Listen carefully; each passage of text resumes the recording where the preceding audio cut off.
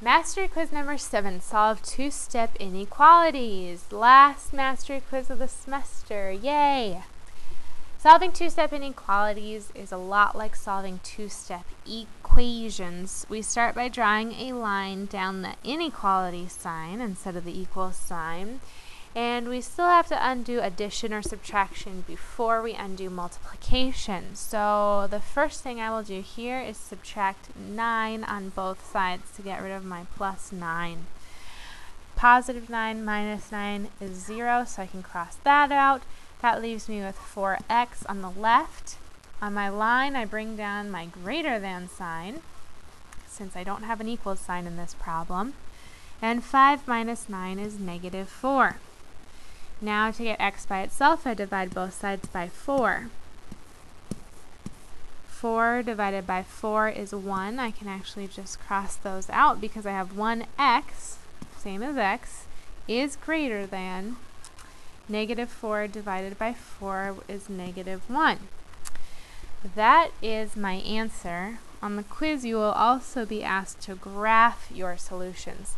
What this is basically saying is x is any number greater than negative 1, which means x could be 5 or 10 or 0, anything that's bigger than negative 1. So to show that on a number line, we start with negative 1 in the middle. The next biggest number is 0, then 1, then 2. The smaller numbers are negative 2, negative 3, negative 4. We put a circle on the negative 1 because that's what we got as our answer. Now we have to make a choice. Do we color in the circle or do we leave it open?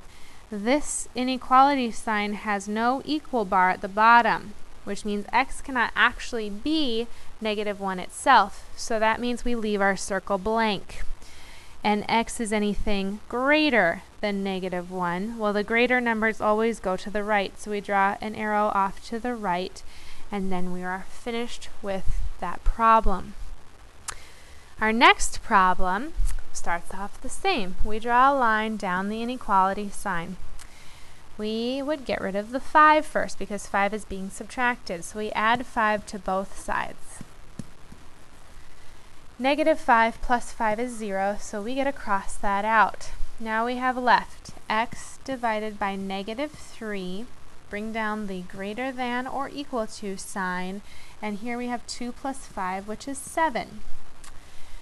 Now to get x all by itself, I need to multiply both sides by negative 3 to get rid of that negative 3. Now, sirens should be going off in your head because this is the one difference between inequalities and equations that you have to be careful to catch. When you divide or multiply both sides by a negative number, then you need to switch the inequality. So, before I move on, I am going to rewrite my inequality, but I'm going to flip my arrow. So now instead of greater than or equal to, I'm going to have less than or equal to in my answer. Now I'm going to go back and solve it. So these negatives cancel, the 3's cancel. That leaves me with x by itself on the left. And over on the right, I have 7 times negative 3, which is negative 21. So my answer is actually x is less than or equal to negative 21, even though I started with greater than or equal to in the problem. Again, that's because I multiplied both sides by a negative number. Any negative number will do that. Now we have to graph it. So we ended with a negative 21. We want that to be in the middle of our graph. And remember, negative numbers are tricky. They go backwards. So to the right of negative 21 is actually negative 20, then negative 19, then negative 18. And to the left is negative 22, negative 23, negative 24. I will be checking that you label your number line correctly on the mastery quiz. Put a circle on negative 21 because that's the answer we came up with. This time there is an equal bar underneath my inequality sign, so I'm going to shade in the circle. And x is all the numbers smaller than negative 21. Smaller numbers are always to the left, so I draw my arrow to the left and I'm done with that inequality. Those are the problems that will be on the quiz. Now, just for fun, if you'd like to keep watching, I have a bonus challenge. You will not see a problem like this on the quiz, but I just wanted to look at it. So, 3 is less than or equal to 6x minus 9. Draw a line down the inequality. The first thing we're going to do is get rid of the minus 9 by adding 9 to both sides. 3 plus 9 is 12. Bring down the less than or equal to sign. Negative 9 plus 9 is 0, so I will cross that out, and all I have left is 6x. Now to get rid of the 6, I divide both sides by 6. Dividing by a positive doesn't do anything special. I can cancel out my 6's. 12 divided by 6 is 2. Carry down my less than or equal to sign. And I have x left. Now, this might look a lot like the other answers, but it's really different because the x this time is on the right. And it's going to be complicated to graph this unless we rewrite it so the x is on the left. Now, since I have this fancy computer, oops, maybe I can do this. Oops. Bear with me. I'm just going to rewrite it over here so the technology will work for me.